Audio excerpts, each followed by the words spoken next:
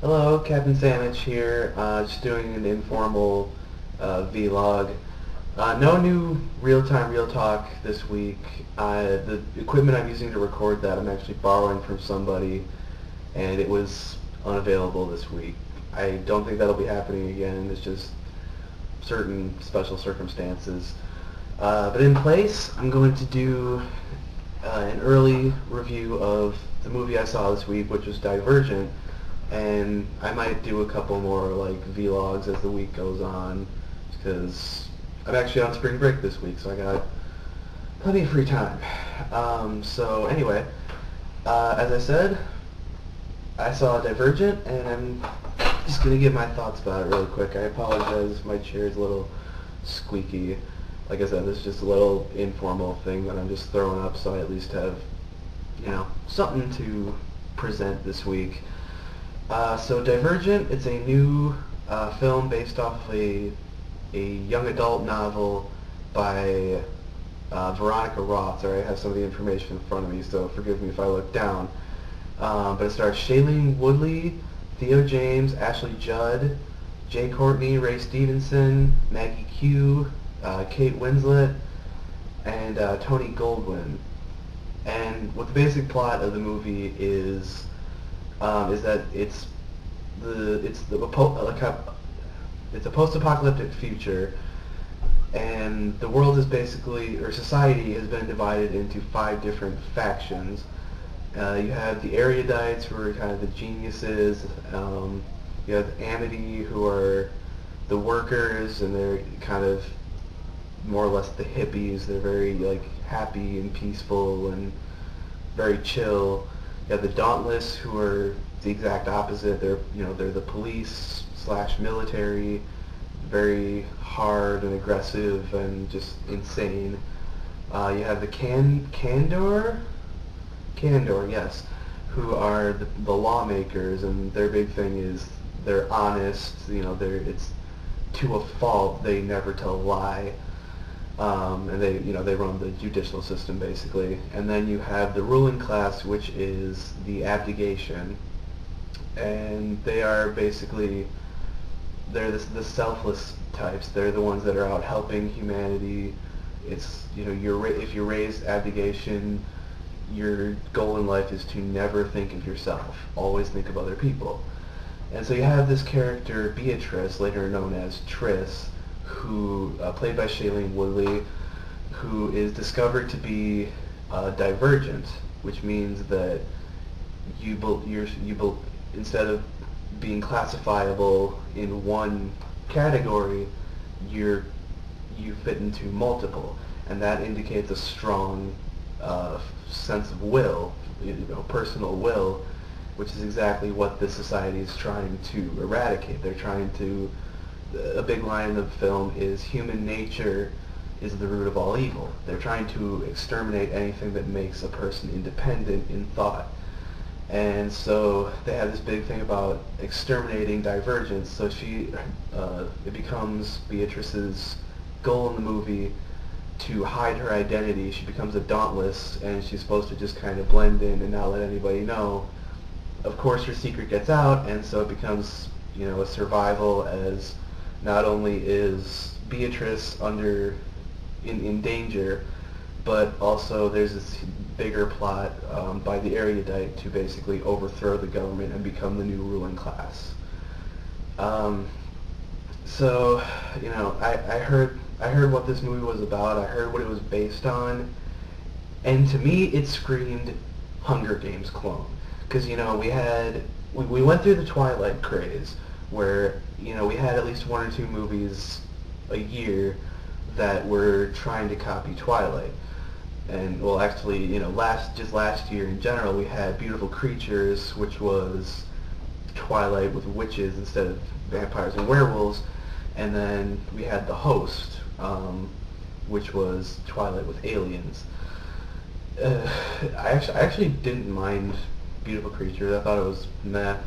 The Host was complete shit, and I felt like this was going to be the host for the Hunger Games, because there are a lot of similarities. You have this very Katniss Everdeen type lead, Granted, Shailene Woodley is no Jennifer Lawrence, but as far as the character, you have this very Katniss Everdeen type lead, and you have the factions, which to me screams, districts. It's not quite the same thing, and there's only 5 of them, but it's very much the same thing of like, well, you're put in, you're just supposed to accept your place in life, and if you rebel, if you try to think outside of the box, you're going to be punished.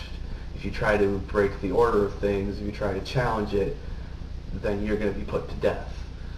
And so going into Divergent, I was basically like, okay, it's going to be the Hunger Games, but not quite.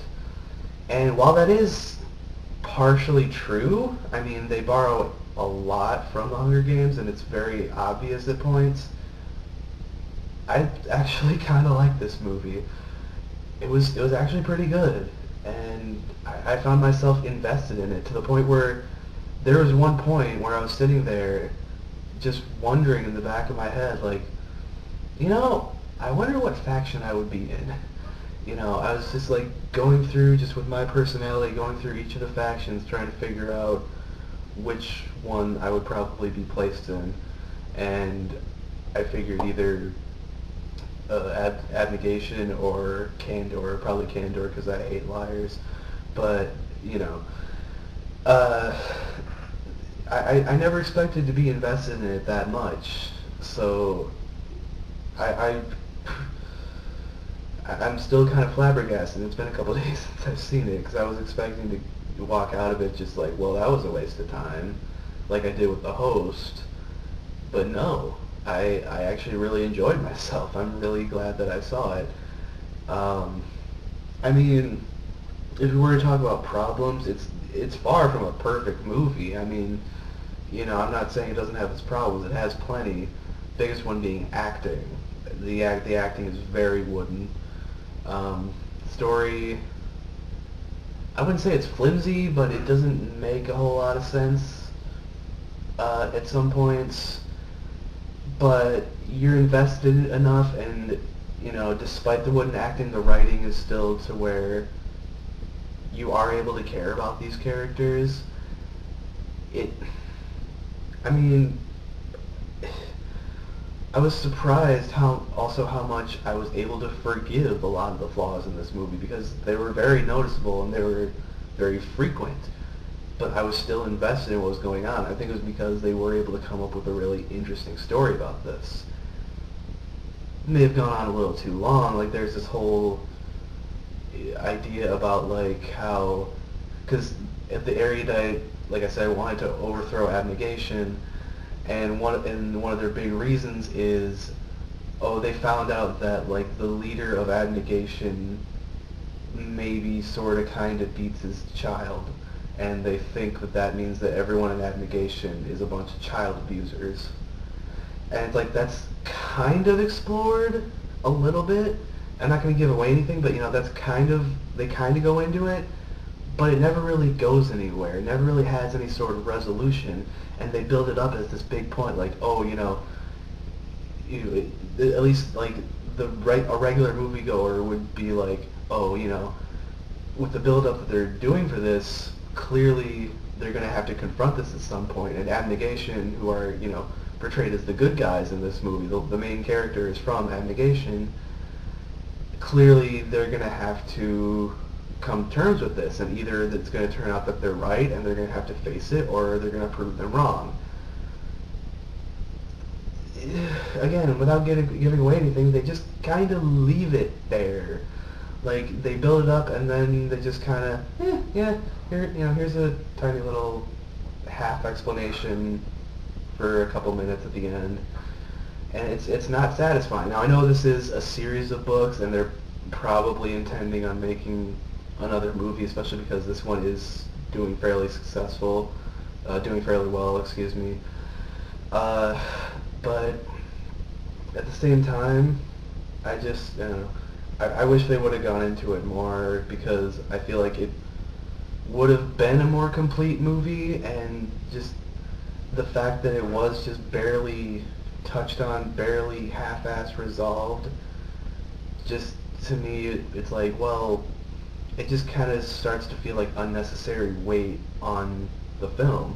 And you could have taken that out. You could have, maybe saved that plot point for the next movie, and you would have had a much more concise film. You would have had a much more satisfying film. But, that's just one plot point, and honestly, it doesn't take away from the film that much. It just feels like dead weight, basically. But the look of this film is really cool. The city that they live in, and the visuals, the landscapes that they come up with are really great to look at. And just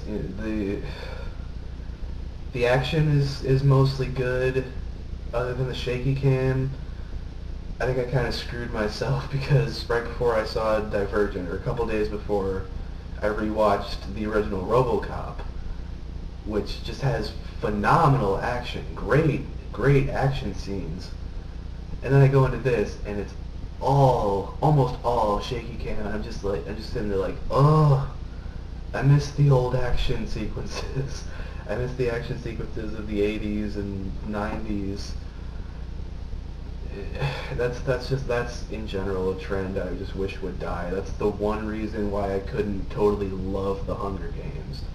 Like, to me, The Hunger Games is like, here's a great movie and here's The Hunger Games. And if they removed that shaky cam and you could actually see the action, it would be right here. And Divergent, it wouldn't have made it a great movie. It's still just a good movie, but that would have helped. If we would have actually been able to see the action that's going on, instead of,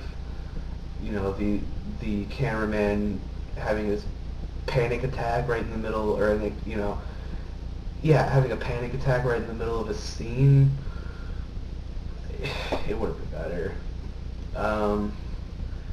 But, that, like, little stuff that I've complained about, yeah, it's noticeable, yeah, it hurts the film, but overall, it's a good experience, and I'd recommend anyone who's kind of on the border about these kinds of movies, like maybe you liked The Hunger Games, but everything else is just kind of bogging down your opinion, like The Twilight and The Host, those types of movies.